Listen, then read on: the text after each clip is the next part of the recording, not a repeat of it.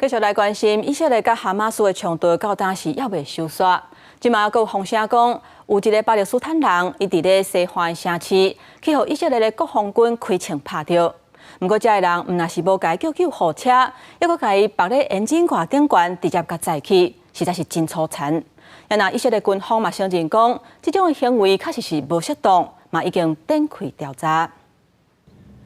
影片内底当看到救护车搭咧甲军用车会车，毋过详细甲看，煞有人互绑伫军用车的引擎面顶，一路向前开。以下冲突爆发了后，除了严重的人道危机以外，暂时阁表示以军不动对待巴勒斯坦嫌犯。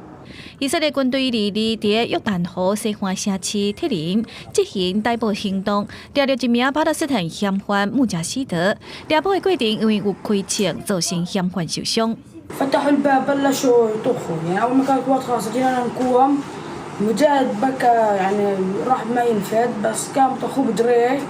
وطلع ورصاصه بيده 嫌犯受伤了后，家属要求叫救护车送病院。不过以色列士兵却甲嫌犯绑伫军用车的引擎挂面顶带走，途中共有2台救护车经过军车。 قعدت تقريبا ساعة ونص ساعة واحنا كله بدنا الامبولانس ودينا الامبولانس احنا بعديها برضه بهيك بربع ساعة ردنا ننزل جبين فاتن هنا وقالوا لنا لفوا وجوهكم ما حداش يطلع حطوا مجاهد على بوز الجيب وضلهم طالعين فيه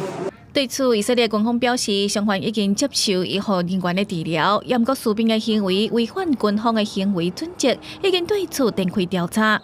以下冲突到暂时就要满8个月，以军伫咧空袭加沙北部的加沙市区，包括8个历史真久的难民营之一夏提难民营，连加沙市内的塔法区、卡吉区嘛受到攻击，造成至少42个人死亡。马哈冲突到暂时累计死亡的巴勒斯坦人数超过37400人。广西新闻台上朋友。